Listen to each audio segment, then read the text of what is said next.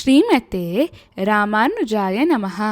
ವಿಷ್ಣು ಸಹಸ್ರನಾಮದಲ್ಲಿರುವ 223ನೆಯ ತಿರುನಾಮ ನ್ಯಾಯ. ಒಮ್ಮೆ ಸೌಬರಿ ಮಹರ್ಷಿಗಳು ಯಮುನಾ ನದಿಯ ನೀರಿನೊಳಗೆ ಕುಳಿತು ತಪಸ್ಸು ಮಾಡುತ್ತಿದ್ದರು. ತಪಸ್ಸಿನಲ್ಲಿ ತಲ್ಲೀನರಾಗಿದ್ದ ಮಹರ್ಷಿಗಳನ್ನು ಗೌರವಿಸಲು ಅನೇಕ ಮೀನುಗಳು ಅವರ ಸುತ್ತಲೂ ಪ್ರದಕ್ಷಿಣೆ ಹಾಕಿದವು. ಅವುಗಳ ಭಕ್ತಿಯನ್ನು ಕಂಡ ಸೌಬರಿ ಮಹರ್ಷಿಗಳು ಮನಸಾರೆ ಆಶೀರ್ವದಿಸಿದರು. ಆಶೀರ್ವಾದ ಪಡೆದು ಮೀನುಗಳು ಸಂತೋಷದಿಂದ ನೀರಿನಲ್ಲಿ ಆಟವಾಡುತ್ತಾ ಮುಂದೆ ಹೋದವು. ಅದೇ ಸಮಯದಲ್ಲಿ ಆಕಾಶದಲ್ಲಿ ಹಾರುತ್ತಿದ್ದ ಗರುಡನು ಅವುಗಳನ್ನು ಗಮನಿಸಿದನು. ತಕ್ಷಣ ಕೆಳಗೆ ಬಂದು ಒಂದು ಮೀನನ್ನು ತನ್ನ ಕೊಕ್ಕಿನಲ್ಲಿ ಹಿಡಿದು ನುಂಗಿಬಿಟ್ಟನು. ತಾವು ಆಶೀರ್ವದಿಸಿದ್ದ ಮೀನಿನ ಸಾವು ಕಂಡ ಸೌಬರಿ ಮಹರ್ಷಿಗಳಿಗೆ ತುಂಬ ಕೋಪ ಬಂತು.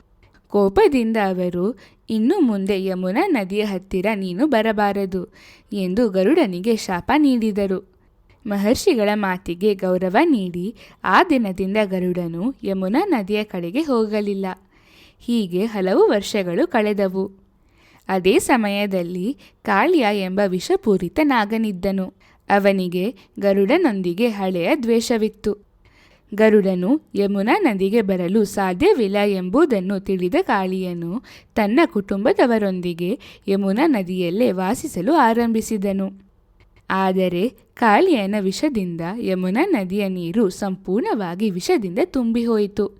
ಅವನ ವಿಷದ ಹೊಗೆ ಎಷ್ಟು ಭಯಂಕರವಾಗಿತ್ತೆಂದರೆ ಯಮುನಾ ನದಿಯ ಮೇಲಿನಿಂದ ಹಾರುತ್ತಿದ್ದ ಪಕ್ಷಿಗಳು ಕೂಡ ಆ ವಿಷಗಾಳಿಯನ್ನು ಉಸಿರಾಡಿ ತಕ್ಷಣವೇ ಸತ್ತು ಹೋಗುತ್ತಿದ್ದವು. ಕೊನೆಗೆ ಭಗವಂತನು ಕೃಷ್ಣಾವತಾರದಲ್ಲಿ ಕಾಳಿಯನ ಅನೇಕ ಹೆಡೆಗಳ ಮೇಲೆ ನೃತ್ಯ ಮಾಡಿ ಅವನ ಅಹಂಕಾರವನ್ನು ತಗ್ಗಿಸಿದನು. ನಂತರ ಇನ್ನು ಮುಂದೆ ನೀನು ಯಮುನಾ ನದಿಯನ್ನು ಬಿಟ್ಟು ಸಮುದ್ರಕ್ಕೆ ಹೋಗು ಎಂದು ಆಜ್ಞಾಪಿಸಿದನು. ಅದಕ್ಕೆ ಕಾಳಿಯನು, ಕೃಷ್ಣ, ನಾನು ಇಲ್ಲಿಂದ ಹೋದರೆ ಗರುಡನು ನನ್ನನ್ನು ಹಾಗೂ ನನ್ನ ಕುಟುಂಬವನ್ನು ಕೊಂದು ಬಿಡುತ್ತಾನೆ ಎಂದು ಭಯದಿಂದ ಹೇಳಿದನು. ಅದಕ್ಕೆ ಕೃಷ್ಣನು, ಭಯಪಡಬೇಡ, ಇನ್ನು ಮುಂದೆ ಗರುಡನು ನಿನಗೆ ಯಾವ ಹಾನಿಯನ್ನು ಮಾಡುವುದಿಲ್ಲ. ನಿನ್ನ ಹೆಡೆಗಳ ಮೇಲೆ ನನ್ನ ಪಾದದ ಗುರುತುಗಳಿವೆ. ಅವುಗಳನ್ನು ನೋಡಿದ ತಕ್ಷಣ ಗರುಡನು ನಿನಗೆ ನಮಸ್ಕರಿಸುತ್ತಾನೆ ಎಂದು ಧೈರ್ಯ ತುಂಬಿದನು. ಈ ಕತೆ ನಮಗೆ ಒಂದು ಮಹತ್ವದ ಸತ್ಯವನ್ನು ತಿಳಿಸುತ್ತದೆ. ಒಮ್ಮೆ ಜೀವಾತ್ಮನು ಭಗವಂತನ ಶರಣಾಗಿ ಅವನ ಭಕ್ತರ ಬಳಗಕ್ಕೆ ಸೇರಿದರೆ ಹಿಂದಿನ ಎಲ್ಲ ಮನಸ್ತಾಪಗಳು ಮತ್ತು ದ್ವೇಷಗಳು ಕೊನೆಯಾಗುತ್ತವೆ. ನ್ಯಾಯ ಎಂದರೆ ನ್ಯಾಯವನ್ನು ಪಾಲಿಸುವವನು ಎಂದು ಅರ್ಥ. ಕೃಷ್ಣನು ವೃಂದಾವನದ ಜನರನ್ನು ಕಾಳಿಯನ ವಿಷದಿಂದ ರಕ್ಷಿಸಿ ಅವರಿಗೆ ನ್ಯಾಯ ಒದಗಿಸಿದನು. ಅದೇ ಸಮಯದಲ್ಲಿ ಕಾಳಿಯನನ್ನು ಅವನ ಕುಟುಂಬವನ್ನು ಗರುಡನಿಂದ ರಕ್ಷಿಸಿ ಅವರಿಗೂ ನ್ಯಾಯ ದೊರಕುವಂತೆ ಮಾಡಿದನು.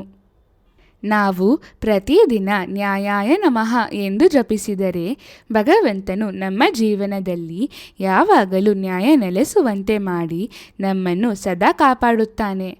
ಶ್ರೀಮತೆ ರಾಮಾನುಜಾಯ ನಮಃ.